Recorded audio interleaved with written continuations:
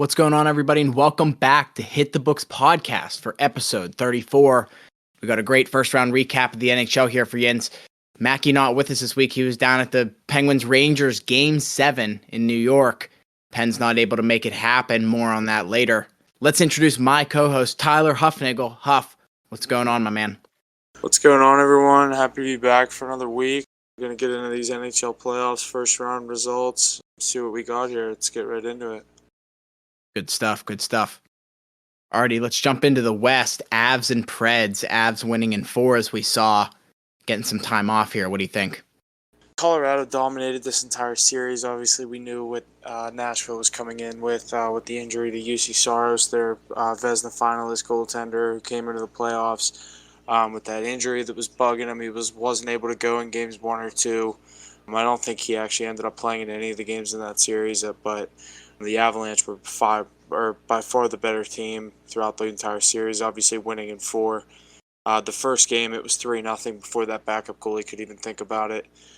We were all over Colorado that whole series, and we definitely made some good money doing that. So Avs take the series 4-0. I think a lot of people kind of expected that, so I guess we'll get more into this next one, a little more to say about this next one. Next, we got Wild and Blues. Blues winning the series 4-2. They're in 6 games. Crazy. I thought it was a great series. Fleury playing awesome throughout most of the series, but just them dropping him off there that last game. So I'm not sure. What do you think? I was going to say it was interesting that they went to Talbot in the times that they did. I just think the fact that you trade for Fleury, obviously, if he's not on, and you don't think he's on that night, obviously you go to Talbot. That's the beauty of having 2 really good starting goalies. But whenever you trade for a guy like Fleury and you bring him in and, I don't know, you just kind of send the message that he's not your true one. You kind of running a 1A, 1B kind of scenario on the bench for the Minnesota Wild and goaltender. But yeah, if I were the Wild, I definitely would have used Fleury a little more. Obviously, the series that Kaprizov had, the Wild definitely had a nice season this year. They shocked a lot of people. I don't think a lot of people expected them really to even make the playoffs, but Not at all. That team made a nice jump. So losing to the Blues in 6 games, it's definitely a team they've been there. They've done that, obviously winning the Cup in 2019 over Boston. So I think this is actually going to be a really hard test for the Avalanche to see what they can do against St. Louis. Obviously, it's not going to be anywhere near as easy as it was against Nashville, winning in 4. But the Blues coming off a 6-game series against a very good Minnesota team, it'll be interesting to see how this series plays out. Honestly, I'd be saying probably Avs in 6. I'm probably in the same boat there. I think it's going to be a great series. Yeah, and Avs in 6. The Blues are going to have to give them a run for their money, I think. Yeah. Blues are such a good defensive team, and when Binnington's going and Kyrou and all the big guys, like, they're so good whenever they're all buzzing. Even I can't think of the backup goalie's name. Ville Husso for the Blues, he's really good too. So like they're just a really solid team, and when they play at home on the home ice, they're really good. So St. Louis team or Colorado is gonna have to definitely look out for. Looking forward to that. You want to do Flames and Stars next, or Oilers and Kings? All right, next, Oilers and Kings. Edmonton winning that series in 7. Another interesting series I really didn't think would go the full 7, but did, and I think that might have shocked a lot of people. Yeah, I underestimated LA. I didn't think that they would kind of come out as hot as they did in this series. Obviously, guys like Philip Deneau and the veterans they have on their team with Kopitar and Brown, the guys that have won all those cups. Obviously, not having Doughty in this playoff series, but still having Jonathan Quick in net, another guy that was a part of those 2-time Stanley Cup winning teams. So despite being a really young team, their core from the early 2012, 2014 Cup years, their core was still there this year. And McDavid and the Oilers that ended up being able to go into LA in Game 6 and get the win, and then come back home, get the win, Game 7 on their home ice, 2-0, big game. McDavid scores a huge goal to really ice the thing, put the dagger in them, and send LA packing. But Oilers are going to get the winner of Game 7 that's going on right now. Obviously, Dallas at Calgary, so it's going to be interesting to see who comes out of that one. I actually don't know what the current score is, but I think I think we're going to be seeing a battle Battle of Alberta between Calgary and Edmonton. It is actually 1-0 Dallas, so be interesting to see if Calgary comes back or if Dallas is able to sustain this lead. Ottinger's been sick this entire series for Dallas. If Dallas wins this game, Ottinger stole the series. Like, he was so good the entire time, especially with how low scoring each game was, keeping your team in it.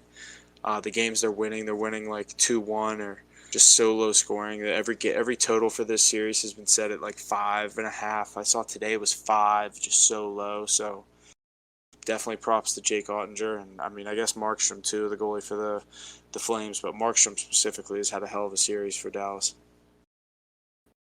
Couldn't agree more. Yeah. I don't want to make a pick on this series yet because obviously I don't know if it's going to be Dallas or Calgary, but I would think Edmonton beats Dallas in 6 or beats Calgary in 7. I think they beat either team. I think this is going to be the year we get McDavid versus McKinnon. That'd be nuts. In the Western Conference Final. Yeah. Avalanche versus Oilers. That'd be a lot of fun. Yeah. In this series, I wouldn't be surprised if the Stars win the night, but I think a lot of people are banking on the Battle of Alberta in the playoffs. Yeah. So we'll see what happens there. Alrighty, over to the Eastern Conference, starting with the Florida Panthers and the Washington Capitals. Panthers winning their series in 6. Yeah, there was times throughout this series where Florida was like looking kind of sketchy. Like the one game, I think it was game 5, they were down 3-0. Caps blew the 3-0 lead, allowing Florida to come back, tie that thing up at 3, and I think they ended up winning the game 5-3. So obviously when you have a 3-0 lead, kind of similar to, we've seen it a lot these playoffs when teams kind of get one, they are able to get 2 or 3 quick ones and, change the, expectation of a game out just like that. So Florida definitely was able to do that. As they're called the comeback cats for a reason, and they close their series out in 6 and eliminate the Capitals. So definitely look out for Florida. A huge series coming up against Tampa Bay. That's going to be such a fun one. Jumping into that one, Leafs and Bolts, Lightning winning in 7. That was a crazy series. I mean, I predicted it to go to 7. I did end up picking Toronto because I did just think that this maybe was finally their year that they got it done, but did go 7, but Tampa Bay got it done. I did actually end up betting on Tampa Bay money line last night, so I did hit I think I got them plus 115 on FanDuel, so got a nice little plus money line on that. They ended up getting the win. I think it was 2-1, so hell of a game. The fourth line for Tampa Bay had both of the goals, so when your depth players show up big in big games, game 7s in the playoffs, so it's pretty easy to get the job done. Not necessarily easy, but it definitely helps whenever some of your superstars have some of the weight taken off of their shoulders and these depth guys are able to pick up the scoring. But Tampa Bay goes into Toronto, gets it done. Toronto yet to leave the first round since 2004. Insane. That's almost up to 20 years. I just don't know how you don't win a playoff series in 20 years. It's insane to me. Especially with how skilled Toronto's been over the years. Yeah, they keep getting better. Yeah. So, odd. But I think the Panthers and Lightning are going to be a great battle of Florida. Yep. I'm excited for that one. We're going to have a lot of good second-round matchups coming up. But Hurricanes and Boston. Hurricanes winning the series in 7. This was a tight series. I love this series. I really thought Boston might have been able to do it there at the end, but Hurricanes were able to sneak it out in 7. Yeah, I was really glad to see Boston lose. Teams like Carolina, they're really skilled, and they kind of had Boston's number all season and throughout the early part of this playoff series, and then Boston was able to take the series up to Boston, win their games on home ice. Defend home ice in Game 6, come back to Carolina for Game 7, and they just weren't able to get it done and convert on their chances. But, yeah, I mean, who knows what's going to happen with Boston, as Patrice Bergeron's now a free agent, so could be a new-look Boston Bruins in the near future. But, he said he doesn't want to announce what he's doing yet, as it's too much emotion behind his decision if he would have announced it right then and there, so definitely going to wait and see what Bergeron ends up doing. But, yeah, major props to the Carolina Hurricanes winning the series in 7. definitely look out for Carolina. I think they're a really skilled team who's getting healthy. You definitely want to have your best players in the lineup in the playoffs. So Carolina's getting their guys back at the right time. Yes, and the Carolina Hurricanes will play the New York Rangers because in the Rangers-Penn series, Rangers winning the series 4-3 tonight. Disappointing game going into overtime. Penguins taking a penalty there in overtime. Can't do that and cost them the series. Yeah, I mean, even you look back to the third period when you're winning that game 3-2 and 6.5 minutes left and you let Zibanejad. I mean, obviously the situation that happened with Pedersen with his helmet getting pulled off his head and the rule in the NHL where players have to leave the ice with their helmet off. I don't necessarily agree with that rule. I think a guy should be able to stay out there without his helmet on if he, chooses to. But a rule's a rule. Not going to complain about that. Not much you can do. But Zibanejad ends up tying it at 3 with 6 minutes or so left. We end up going to overtime. Tough call. Puts us in the box. I mean, not really a tough call. It's a bad penalty, but Rangers' power play has been legit all year, especially on their home ice.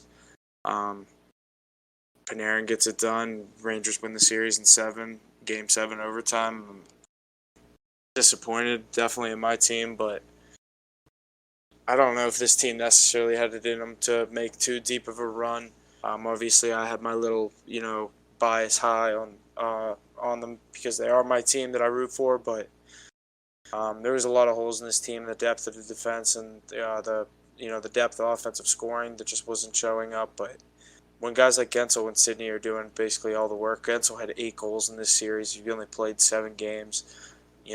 Guys like that. Crosby went off and he only played he didn't play 1 game. Rust with the 2 goals and all the assists. You need guys like, obviously Raquel was injured throughout the series, but you need guys like Heinen and McGinn and Rodriguez. You need those guys stepping up. Obviously Rodriguez scoring a big goal tonight, but it's going to be too little too late as the Rangers are moving on to play Carolina.